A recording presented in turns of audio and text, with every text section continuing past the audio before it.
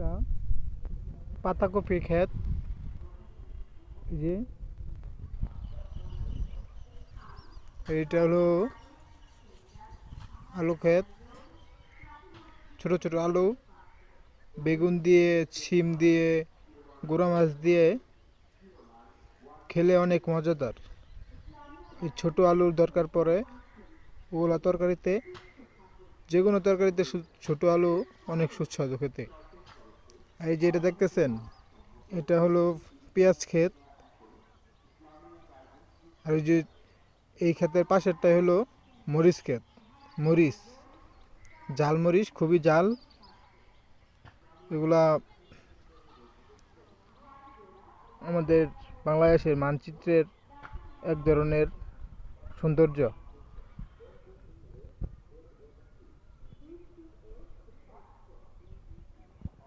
ওই যে ওই পাশেটা দেখতেছেন, ওই যে ওই খাম্বার সাথেরটা হলো, ওটা হলো সরিষা ক্ষেত, যাকে আমরা সবাই টিকটকে দেখি সরিষা ক্ষেত।